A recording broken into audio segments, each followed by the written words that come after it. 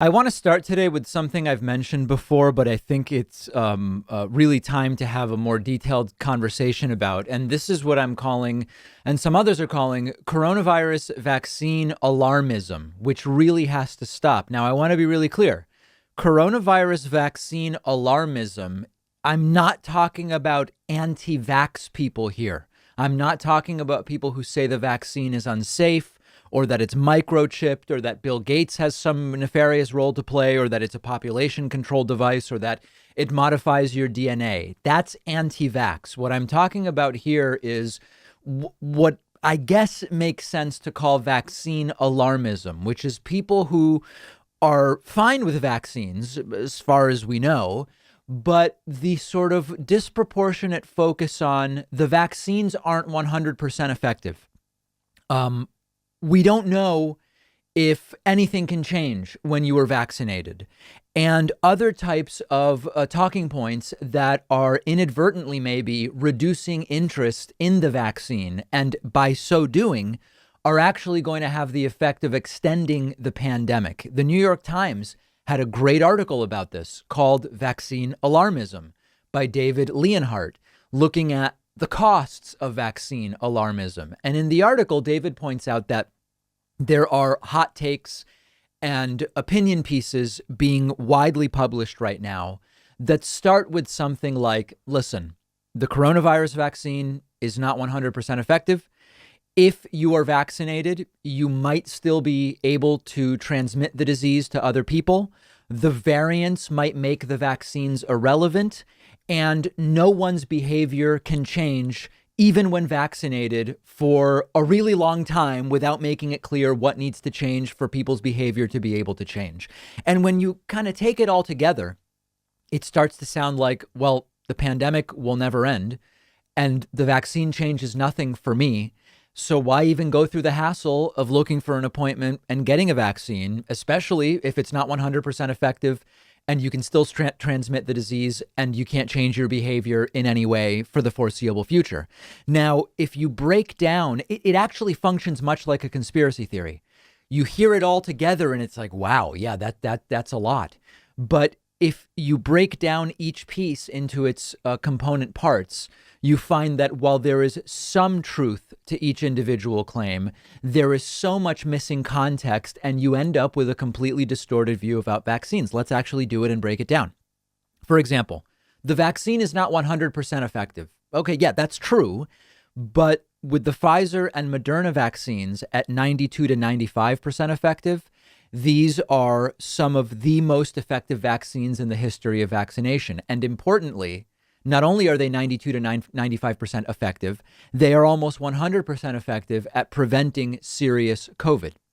And so when you start hearing, well, it's not 100% effective, I don't know, that is extraordinarily misleading. And it is a huge additional amount of information you need beyond they're not 100% effective. They're not 100% effective, but they're of the most effective vaccines we've ever had. And they are almost 100% effective at preventing severe COVID, which is what's killing people. Okay, next.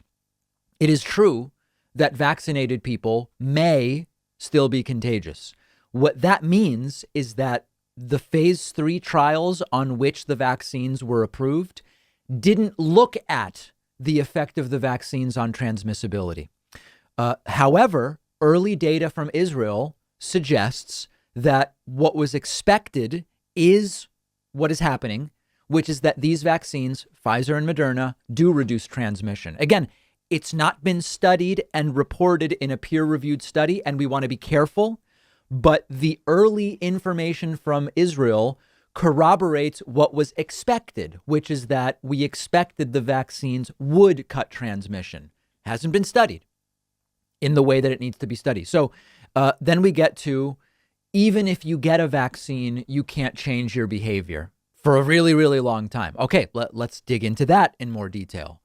It is true that just getting a shot doesn't mean that right away you should be doing anything differently, particularly if nobody else in your circles is vaccinated.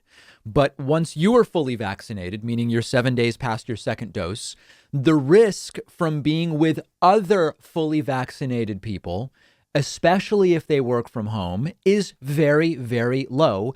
And again, with everyone being vaccinated, you are reducing the risk below that of the flu because the vaccines are so effective at preventing severe COVID. So does it make the risks zero? No, it doesn't, but nothing has zero risk.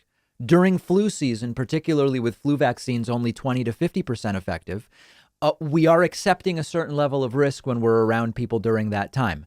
Increasingly, virologists and immunologists and others are understanding that the vaccine is being undersold. Dr. Muj Zevic, who's a virologist, said in the New York Times piece, our discussion about vaccines has been poor, really poor. As scientists, we need to be more careful what we say and how it would be understood by the public. And the focus has been uncertainty, possible bad news, and it's making people not want the vaccine. The vaccine isn't a catch-all, do whatever the hell you want, sort of get out of jail free card. The policies in grocery stores will be for masks for some time to come, also at doctors' offices and lots of other places, no doubt. But let's be more realistic. A small group of fully vaccinated people who work from home can responsibly choose to accept the small risk of being together. And part of the problem and part of the reason why we need all of the fear, uncertainty, and doubt to be the top line is that so many people either don't understand a lot of this stuff or can't use sound judgment. So everybody has to be extra careful. But the reality is the more people that get the vaccine more quickly, the sooner normality or something like it can return. So we have to stop underselling the vaccine. We have to make clear that a lot of these catch-all umbrella statements are making people disinterested in the vaccine, and that's only going to prolong the pandemic. No one is advocating irresponsible behavior. But some of these headlines that are floating around are a disaster, and they are making it so that so many people don't want the vaccine. I'll have an example of this later today for you in the voicemail segment. For the time being, let's move on to a few other things.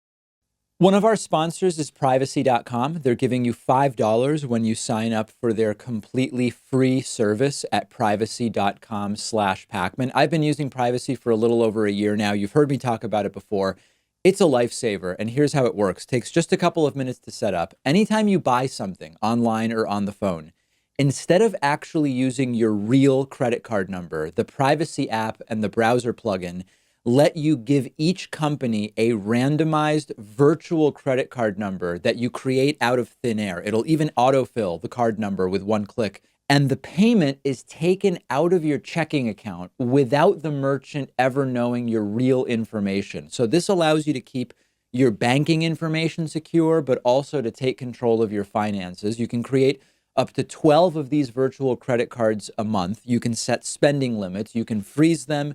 You can delete them anytime you want. So when you do this, it means you're not going to be charged when you don't want to be, because you can destroy the virtual card number right after using it, which, for instance, I love using free trials because I know I won't be charged when the trial is over if I use a virtual credit card number. You're keeping your identity private by not telling companies who you are. You're keeping your bank or credit card info protected against data breaches and identity theft, and it's free.